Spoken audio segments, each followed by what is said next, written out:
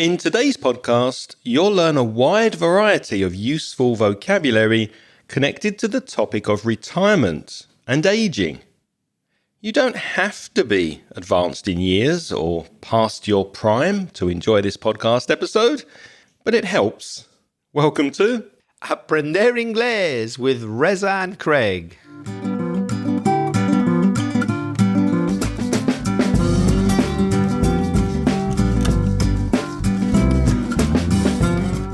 Hello, and if you're a new listener to the podcast, you're very, very welcome. And if you've come back to listen again, thank you very much. My name's Craig. And my name's Reza.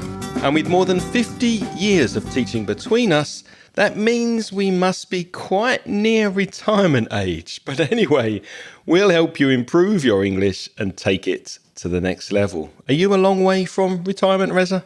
Hopefully I've got about 15, 20 years of work still in me. I hope so. 20, let's hope. What about you?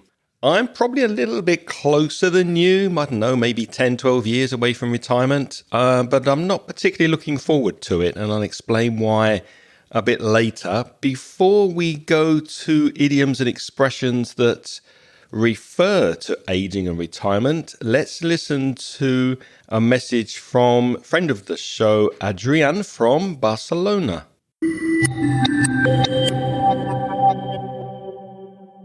Hi Reza, hi Craig, I hope you're doing well. This is Adrian again from Barcelona. You probably remember me from the podcast you recorded about connectors for writings, which I obviously listened to.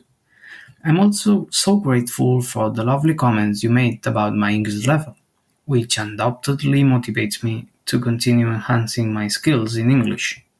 From my standpoint, these podcasts are so helpful due to the fact that they cover a wide range of topics, and not only do they focus on academic aspects such as grammar or vocabulary, but they are also so informative about other topics that we, as listeners, might not know, such as idioms or traditions from English speakers.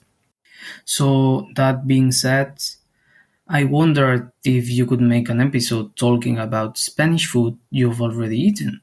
I know that both of you really like cookies and chocolate, but I'm curious about what do you think about typical Spanish dishes. I'm pretty sure that you've already eaten paella valenciana and its famous horchata. But how about food from other parts of Spain like Catalonia, where I am from? Have you ever tasted our pan tomacat with calçots? Or our traditional dessert known as crema catalana? So that's all I wanted to say. Take care.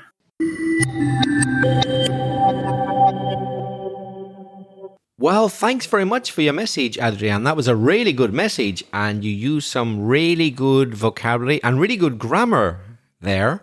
And I noticed particularly your use of comment adverbials. Good for connecting things together. You said obviously, undoubtedly. That's really, really a good level of language, showing really good discourse management there. Absolutely. And of course, we remember your question about linking devices. So thank you for that. Your idea about food, we have spoken about before. I'm not sure if you're aware, Adrian, but back in episode 299, we did a podcast called Spanish Food from a British Perspective, in which we obviously mentioned paella, tortilla, other Spanish dishes. So I suggest you go listen to that. It's inglespodcast.com/299.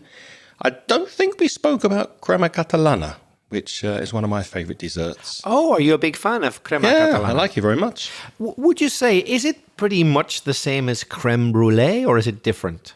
It's similar, isn't it? They both have the top toasted in that way and a rich, creamy, soft, sweet filling underneath. Do you think it's the same? I don't know. I'm not an expert, but I know that in English, in Britain or Ireland, you'll get a thing which we call creme brulee. Obviously, we've taken that from French, which is the closest thing I know in British or Irish cuisine to crema catalana.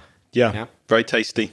One small thing, Adrian, from your message, you said, I'm curious about what do you think about Spanish dishes. There you're mixing your direct and your indirect questions. The direct question will be with the auxiliary verb, what do you think about Spanish dishes?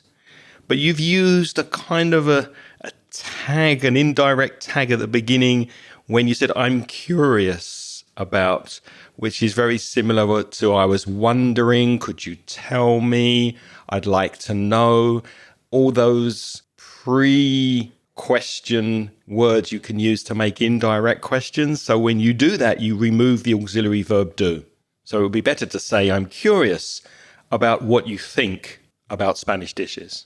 And by the way, Adrian, to answer your question, yes, I do. And I'm sure Craig also knows very well pa amb tamaca, that famous Catalan thing with the olive oil, the tomato, and a bit of garlic rubbed on the bread.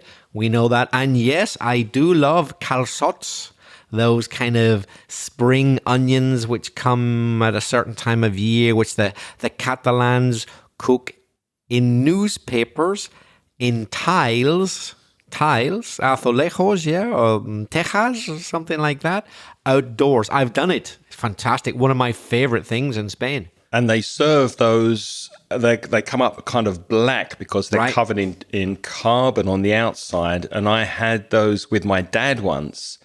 And the first thing they do before they serve the calçots on the plate, they put a bib around your neck, like a plastic cover to protect your clothes because of the black carbon.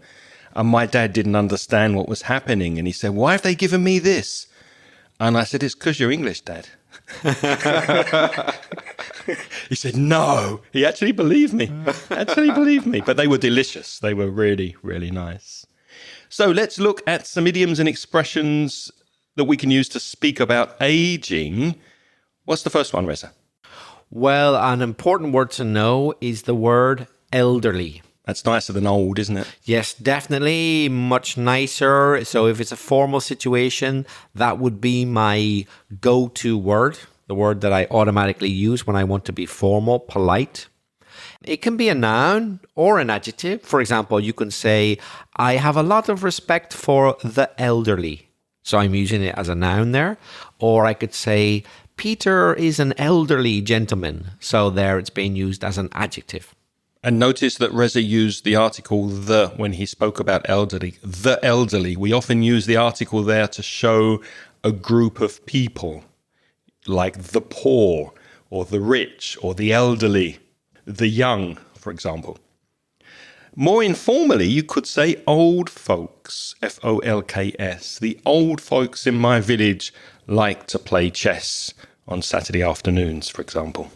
I identify that expression above all with informal American English. Yes. But it's not an insult. It's not a lack of respect. Not at all. It's simply being informal. So, for example, imagine a lot of young people were making noise in a neighborhood and someone came out to complain. They might say, hey, don't be so noisy at night. The old folks are trying to get to sleep. So they don't mean it in a disrespectful way. It's merely an informal way of saying the elderly. If you are becoming an elderly person or an old folk, then you can say that you're aging. And if you're doing it in a nice way, in a good way, you could say that you're aging gracefully. And that's quite a common collocation. You're aging well. So there we're using age as a verb, to age. And if I say to Reza, how you doing? You might say, I'm aging gracefully. Do you think I am? I think you are, yes. I think you are. That's a nice way of saying my hair is getting grayer and grayer every year. You don't look a day after 27. Multiplied by 2. If you are creeping up there into the post 50 years old, you could say you're getting on in years. Would you say that that's reasonable after 50? If you're 60, you're getting on in years? Doesn't necessarily mean old, but it means definitely not young anymore. And that phrasal verb's interesting because you can say how you're getting on, which means how are you doing, how are things, how is life treating you. But in this context, it means that you are increasing in years. So you are progressing into old age. You're getting on in years. But Craig, hopefully the pair of us do live to a ripe old age. I hope so. Me too. What do we mean by that? To live to a ripe old age? That adjective ripe, R-I-P-E, is often used for fruit, isn't it? So if you buy, let's say, a banana that's green, it's not ready to eat. You can say it's not ripe, it's not ready. But if you wait a few days, that green banana becomes a yellow color, and then you can eat it because it is ripe. So when you're speaking about a ripe old age, then that's a good number. You're living a long life. You're living to a ripe old age, a good old age. So in other words, like the fruit, you have matured. So personally, I don't know about you, but I love really mature fruit. I don't like green bananas. I don't like hard fruit. I like it when it's beginning to get a bit soft and sweet. I like it mature. So if you're maturing, that's a nice way of saying, well, you're getting old now. You're getting soft and sweet. Exactly it. You're maturing like a fine wine, you could say. I mean, you can grow old without maturing, because being mature is also a state of mind, isn't it? You often say to teenagers, when are you going to mature? When are you going to grow up? So you could have a child's mentality at an old age. And there is a theory as well, Craig. I don't know if you've heard it, but it's basically for men and women, it's not the same. So add about 15 years more for a man to get the equivalence in maturity. So if you want to get a man who's as mature as a 40-year-old woman, you'll need to get a 55-year-old man who might have the same maturity. Would you say that's more or less true? Yeah, I'd say that's exactly true.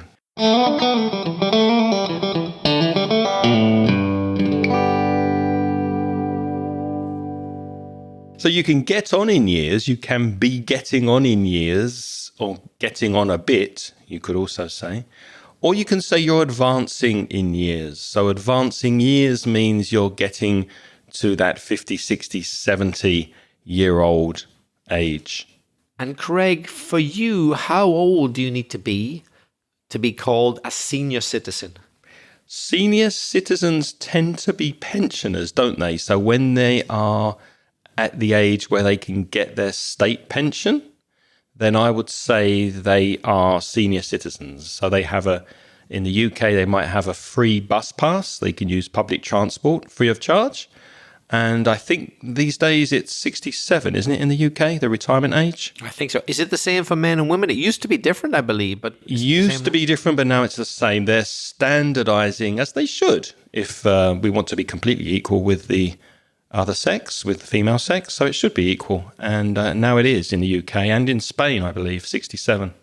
Yes, I've always liked the terminology senior citizen, because senior, gives a certain authority. Old makes you think that, if they're old, they're not strong, they don't have authority. But senior citizen, it conjures up, it creates the idea of a lot of respect for me. It reminds me of a very old-fashioned expression, which my mum used to use when I was very young, but even then it was very old-fashioned. But she used to say it if she thought I was being a bit disrespectful to any adult. She would say, "Hey, you, watch your tongue there, laddie. Know your elders and betters." Yeah? Don't forget, if they're older than you, they're automatically better than you. It was a given for centuries that older meant better, right? Your elders and betters. Are you familiar with that expression? I am, and I think it needs to be said in the West, especially in Europe, because I don't think there's the respect in Europe for senior citizens as there is in Asian countries, for example, that really respect their elders, in Japan and similar countries in Asia. So yeah, we need to tell the younger people to respect us over here in Europe. A person who is receiving a pension from the state is called a pensioner. And another phrase that's useful is to be in your prime.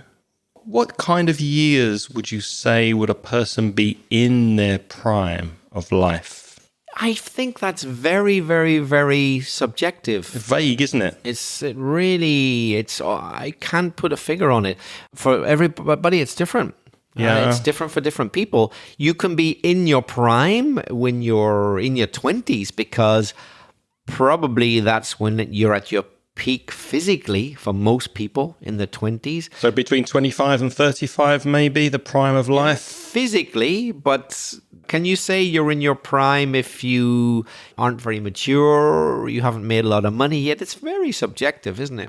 I agree. But what's not subjective is when your health starts to decline and go down and you're not as healthy as you once were. And also mentally, if you start to lose your memory, you're not as sharp, we can say. Your mind is not as sharp. Then you say you're past your prime. You're past your prime. I'm definitely past my prime. In other words, you're now over the hill. If you're past your prime, you've got to the peak and you've gone over the peak, and now it's downhill. In other words, you're over the hill. Yeah, the peak's over. That's it. It's getting worse from now on, right? Exactly. Remember, if you want to see these words written, simply go to look at our show notes. That's inglespodcast.com/524, and you'll see all of these expressions written there: past your prime, advancing years, over the hill, and a similar one, no spring chicken. Obviously, spring chickens are very young, very lively, running around all over the place. I think you'll agree, Reza, and I think it's fair to say that we are not anymore spring chickens. We're no spring chickens, are we? We are not.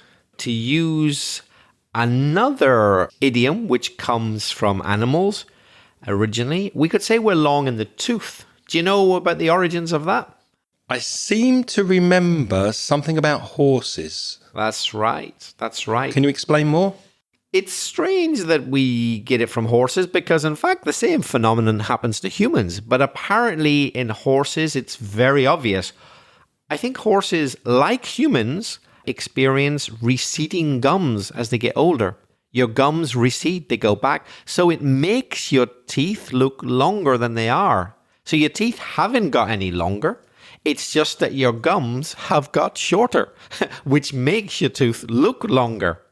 And it's very noticeable in a horse because they got much bigger teeth than we do. But it actually happens to people as well. Mm-hmm. If you notice, look at a picture of your mouth from 20 years ago and look at one now, and you'll think, wow, my teeth have got longer. They haven't. Your gums have got shorter. So if you're long in the tooth, you're old because your gums are getting shorter. So it's making your teeth look bigger. Another common idiom used to describe old age. We're a bit long in the tooth for this kind of thing, don't you think? And with typical British understatement, we like to be very understated in the UK. We'll say things like, how are you feeling? Oh, not too bad. Can't complain. Well, if you say you've seen better days, that could mean that you really are not very well. You're almost dead. How are you doing? Oh, I've seen better days. It could be better when you're dying. Yes, just to go back to the thing you said earlier, Craig, it's not exactly to do with retirement expressions, but Craig was speaking about the importance of understatement in British culture. And I love things like what he just said there. Oh, I can't complain. The real meaning of I can't complain, means I really want to complain, but I'm not going to. Isn't that what it means? I can't complain. It means, oh, right, this guy really, really would love to complain, but he's not going to. That's what it means, doesn't it? Yeah. It's so understated. It's so understated. Very British. Another expression which, be careful with this, it could be offensive, is to call someone an old dear. Would you say that was more used to refer to women, an old dear, than men? It can be used for men, but it is more common for women. But quite often it's used in a self-deprecating way. So an older woman will say it of herself. You're like, oh, really? Oh, you're laughing at me now. Laughing at the old dear, are you? I'll hear my mum say that. Oh, making fun of the old dear. So she's calling herself the old dear. It's quite common, isn't it? Yeah. One that you should definitely be careful of because it definitely is offensive, and that's an old git. So make sure you call someone an old git, G-I-T. Make sure you have a very good relationship with the person who won't take offense if you use that expression. But it is a common expression. We're putting it there because it is very, very common in the UK, isn't it? It is, and you would use it if you're not speaking to someone directly. You could say, look at that old git over there letting his dog foul the pavement, or look at that old git trying to park his car. But you have to be very careful to say that to someone's face. Wouldn't you, Reza, you old git? Yeah, exactly. Yeah. Mind you, it's the sort of thing that occasionally couples say to each other, you know, in a playful way. People who know each other very well, an elderly couple. So the woman might say to the man, "Oh, you never buy me flowers, you old git." You know, so it's a strong term, but by using it that way, it takes the strength away from it. What would a bird have to do with growing old? If you called someone a tough old bird, what does that mean? For me, that tends to be used for women and not men. And it can almost be a compliment. It's a tricky one. So the word old, okay, we can't deny that. Old means old. But if you call an elderly lady a tough old bird, it's almost like saying, hey, you know, hats off to her. She's hard, she's resistant, she's got stamina. She doesn't take any nonsense from anybody. She takes no nonsense. Don't think you can fool her. She's a tough old bird. She's lived through a couple of wars and illnesses. She's had 5 kids. You know, what have you done? She's a tough old bird. It's almost kind of, there's a certain amount of respect to it, isn't there? Yep, I agree. Absolutely. You could also say, well, they don't make them like that anymore. And that you heard is them. They don't make them like that anymore, but it sounds like a They don't make them. They don't make them like that anymore. They've thrown away the mold, you could say. They don't make them like that anymore because they've had such a hard time in life. You also hear that used of objects as well, don't you? Or things in general. For example, I might say to Craig, hey, let's go to that restaurant we know in that old restaurant in the old part of Valencia where they make a fantastic ham and cheese sandwich. They don't make them like that anymore, you know, with the garlic on the bread, and they do it all by hand. It can be for things as well. It's not just for people, is it? Yeah, exactly. The quality was better in the past, and it goes for people as well.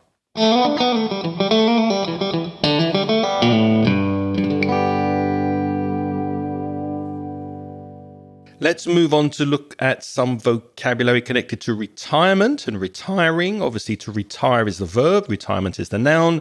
And when you retire, you can get a pension, which is a regular payment made usually every month during a person's retirement. Now, it could come from the government if it's a state pension, or maybe you've paid into a private investment fund or company for a private pension, or maybe the employer has also contributed and given some money towards that. That's very common in the US.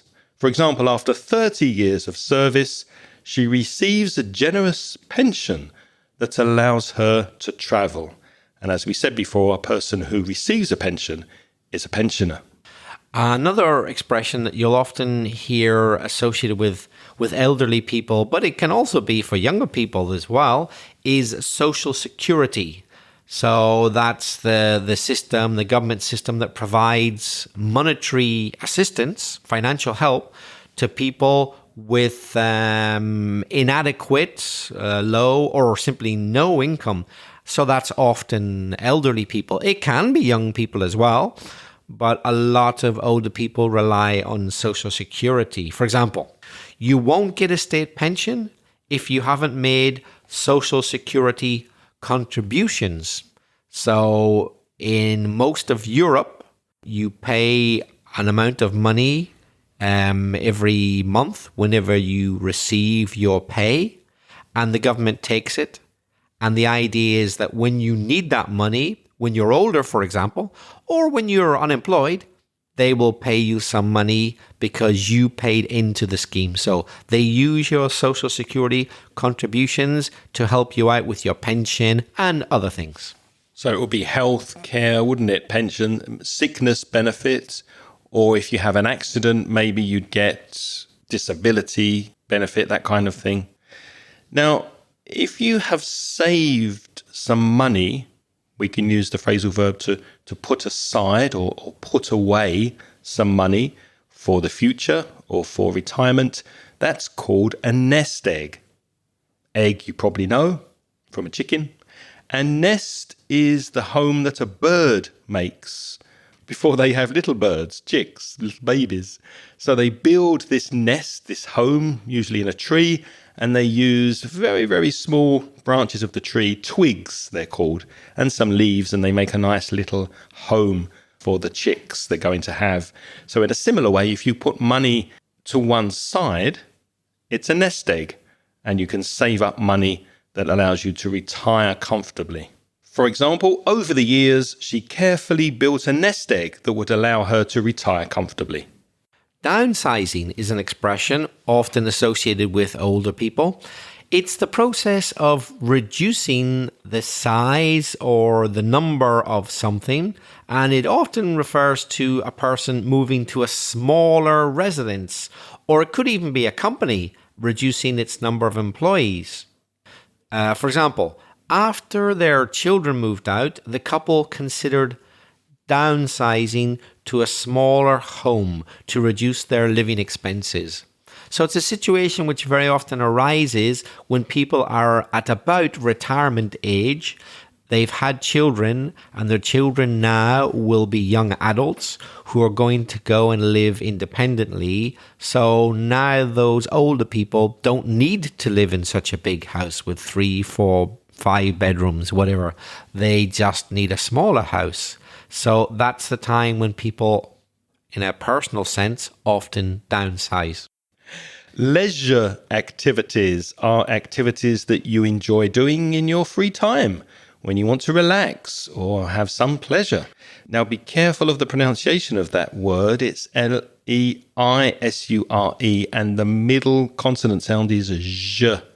If there are any French speakers out there, you might know the je t'aime, for example, je suis, je. And it also appears in words like television and vision and pleasure.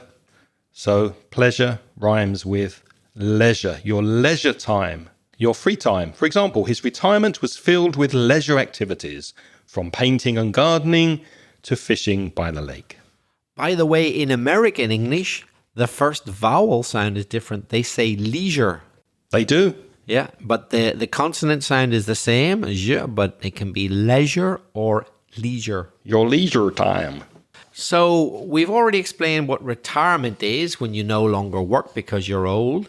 Early retirement is retiring before the typical age of retirement, often with a reduced pension, so you don't get 100% of the money which you would have got if you'd worked another few years.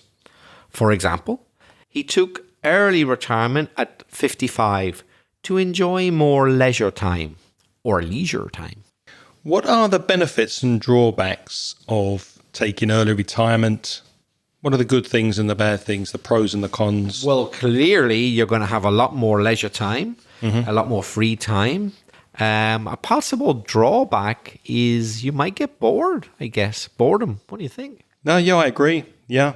Also, one thing that occurred to me, you might have a reduced social circle because, as you know, you're working with other English teachers in your situation. You socialize with them. Some of them become friends that you see outside of work. When you stop working, that completely gets cut off.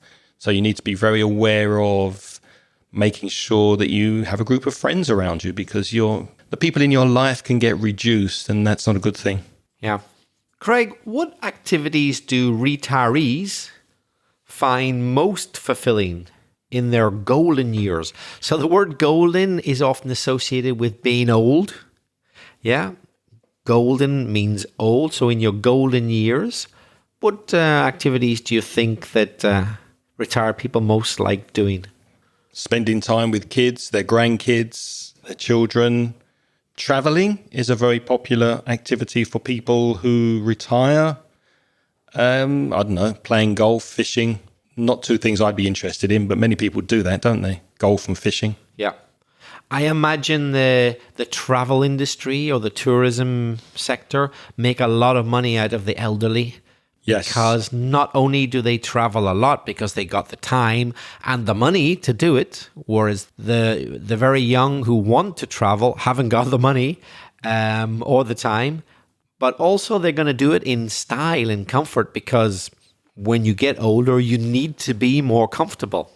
That slightly uncomfortable B&B is just not good enough when you're 70 years old or 80 years old. You need a comfortable, nice hotel. You're prepared to spend more money, right? And if you've planned well for your retirement, you will have that disposable income. You'll have that extra money to spend on that kind of comfort and luxury. By the way, we said earlier that the retirement age in Spain and the UK was 67. I've just checked on the internet. That's not exactly true. The official retirement age in Spain at the time of recording this podcast, which is June 2024, is 66 and 4 months. But this varies depending on the number of years that you've contributed to the Social Security system. It will reach 67 by 2027, according to the internet. And those with at least 37 years and 9 months of contribution, so paying into Social Security, can retire at 65. Now that's in Spain. In the UK, the pension age is also increasing. Bad news if you're living in the UK. At the moment, it's 66 for men and women, and it's going to rise to 67 between 2026 and 2028. We're living longer, so it's going up. Further increases are planned, with the pension age expected to reach 68 by the mid-2040s. Which country, Reza, has the earliest retirement age in the world? Had you asked me about 10, 15 years ago, I think I would have known the answer, but I have a feeling it's changed. Maybe not. If it was 10, 15 years ago, I would have said Greece. Retirement age was increased to 67 following the financial reforms in Greece. But what was it before? I don't know. I don't have that I think it was pretty information. Young. I think it was 60 or something like that in Greece. It was young, and because of their financial meltdown that they had, basically they had to put it up by about 6 or 7 years. I know that much. Yeah. Well, this might surprise you. Indonesia has a retirement age of 57 at the moment. Oh, wow. But they've got plans to increase it to 65 by 2043. Do you know the retirement age in Turkey? Might surprise you. 60? 55 for women, 60 for men. So spot on. Wow. Yeah. Depending on their contributions. And the latest, which country has the latest retirement age? It's probably going to be Japan, is it? Something like Japan, maybe China. Wrong part of the world. You need to go to Scandinavia. In Norway, the standard at the moment is 67. However, Norwegians, people from Norway, can choose to continue working until 75 and still receive pension benefits. And in Iceland, the standard age of retirement is 67, but many people continue working after this age. So that is the correct information as of today. What about your parents? When did they retire? My mum mainly took care of the house and helped my dad in his work, so she didn't officially work and pay into Social Security. My dad retired a couple of years early. I think he was 65, and that's when he moved to Spain. So he retired a couple of years early because he had a private pension in addition to his state pension, which allowed him to retire a couple of years earlier. As you said, you don't have to retire in certain countries at the retirement age. You can carry on working if you like. Guess how old my mum was when she retired? I mean, admittedly, she only worked part-time. I'm going to say 69 at a guess. 77. Really? Yes. She worked until she was 77. Wow. In other words, she worked till about 4 or 5 years ago. Yeah. had no idea. I thought she was a lot younger than that. No. Okay. And did she retire on a full pension? Yes, well, here's what happened to my mum. My mum was not obliged to work after retirement age, so she worked, but the money that she earned, a large part of it was deducted from her pension then, so they don't pay you the full pension. So she could have stayed at home and made almost the same money she was making by working. So the question is obviously, why did she decide to carry on working if she didn't have to? She likes working. She likes being active. Sounds crazy. I know most Spanish people look at me with eyes popping out when I tell them that. The concept that someone would work to earn virtually the same, not really anymore, not much more than they would have got doing absolutely nothing. What do you think about that?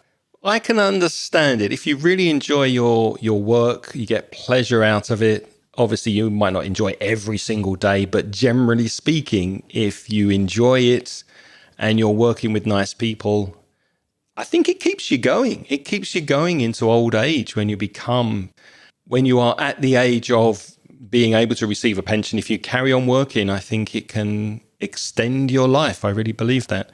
How do you plan on spending your retirement? Traveling a lot, the old cliche, will be no exception for me. I mean, finally, you'll have the time and the money and the patience to go and see all these places you wanted to see.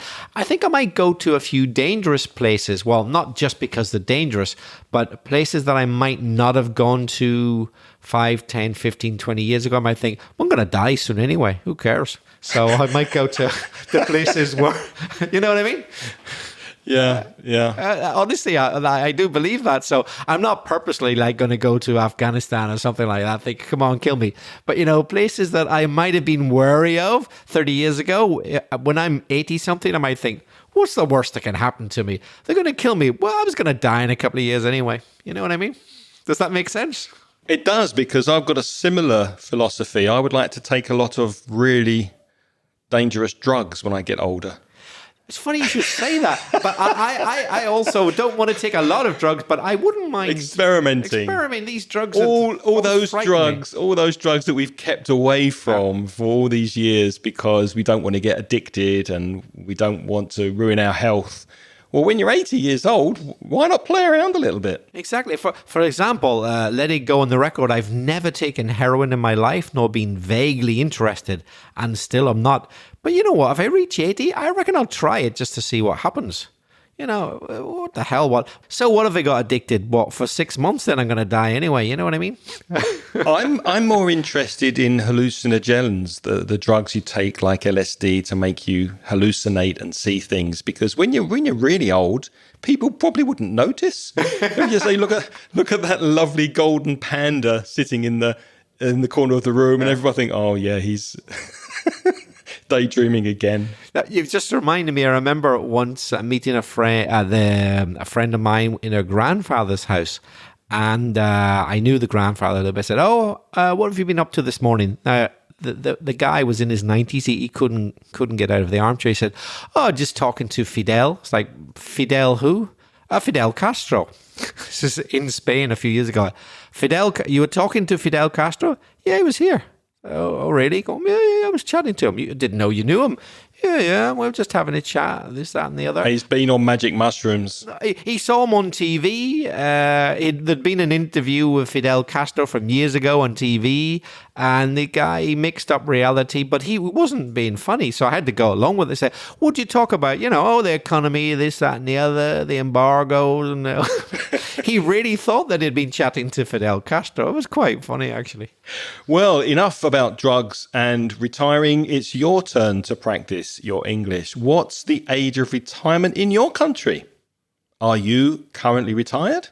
And if you are, how are you enjoying your retirement years? Or how are you not enjoying your retirement years? And if you're not retired yet, like Reza and me, how do you intend on spending your retirement years, your golden years? Let us know. You can reach us by voice message, which we prefer, going to speakpipe.com, speakpipe.com/Ingles podcast.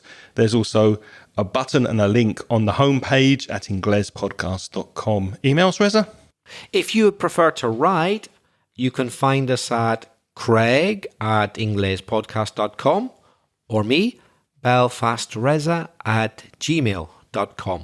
And if you're a Spanish speaker and you want to study for free, why not go to the Mansion Inglés website? There you'll find courses, free material, and also some paid material to help you with your English. Go to mansioningles.com for the free material and store.mansioningles.net for the paid material.